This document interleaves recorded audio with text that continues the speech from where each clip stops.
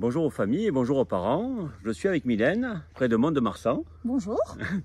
Donc, je continue mon road trip éducatif et thérapeutique sur la France pour rencontrer les patients et les familles à domicile, puisque tout au long de l'année, je travaille sur les adolescents au comportement tyrannique en distanciel pour donner de l'analyse, du conseil, de l'accompagnement éducatif et thérapeutique. Alors Mylène, ça fait un petit moment qu'on se connaît. Presque 3 ans. 3 ans. Oui. 3 ans et c'est vrai qu'on ne s'était jamais vu Et non. jusqu'à aujourd'hui. C'est ça. J'ai rencontré je dirais votre famille. Donc c'est sûr que... Quelle impression ça vous fait déjà? Oh ben c'est agréable. Ouais. Oui, c'est chouette de se rencontrer, mais j'ai l'impression qu'on se connaît déjà en fait. Même si on ne s'était pas vu physiquement, le lien s'est créé malgré tout. Donc, Alors c'est intéressant cette notion de lien et à travers la caméra. oui. Puisque vous m'avez contacté au départ sur une situation de difficulté de souffrance parentale. Tout à fait. Donc peut-être vous pouvez vous en dire un mot dessus? Oui, ben alors nous, on est donc les parents d'un jeune homme qui était à l'époque âgé de 15 ans, 16 même. Donc parents divorcés, mais avec une entente correcte. Et donc, on faisait face à l'agressivité, à la violence et à la dérive délinquante de notre fils, avec trop peu de ressources, je dirais, et on n'arrivait plus à faire face à cette situation sans aide. Donc, on a cherché plusieurs moyens. Beaucoup se sont soldés par des portes fermées. Jusqu'à ce qu'on puisse rencontrer Julien. Alors, quelle est la différence avec la méthode SPART que je propose aux familles aujourd'hui avec les autres professionnels que vous avez vus?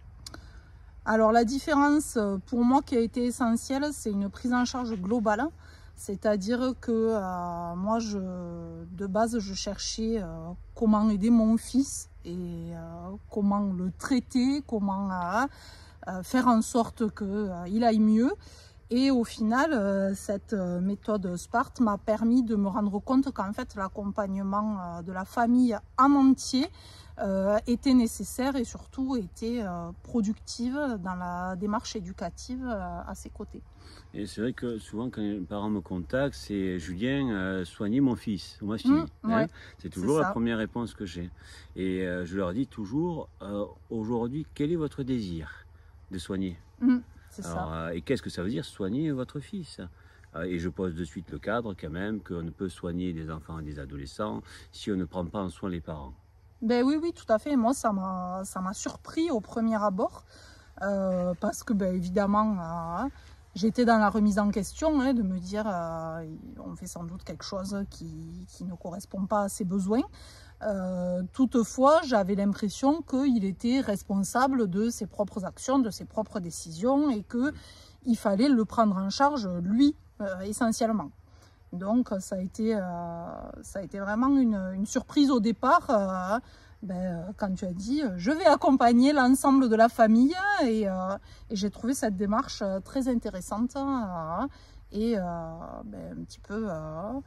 vraiment différente de ce que j'avais pu connaître auparavant. C'est sûr que la responsabilité parentale, c'est aussi que chacun prenne sa part. Tout à fait. Parce que c'est vrai que si chacun ne prend pas sa part, que ce soit l'adolescent, le père ou la mère, il y a toujours un déséquilibre sur le trépied. Eh oui, tout à fait. Alors ce qui est intéressant dans la méthode SPART, c'est que chacun a ses séances éducatives et thérapeutiques, chacun prend sa part. C'est sûr que, vous m'avez dit tout à l'heure, c'était intéressant parce que vous disiez, oui, dans les autres cliniciens ou méthodes, on demande toujours l'avis à l'enfant ou à l'adolescent, s'il veut travailler. Oui, tout à fait. Ce que je parlais de porte fermée tout à l'heure, on a rencontré ce problème aussi. Notamment avec des associations luttant contre les addictions où j'étais en recherche d'aide, pas en termes de répression mais plus en termes de prévention pour montrer à mon fils les risques auxquels il s'exposait et où là on m'a dit mais est-ce que votre fils est volontaire pour venir? Et quand j'ai dit non, on m'a dit, ben alors, on ne le recevra pas.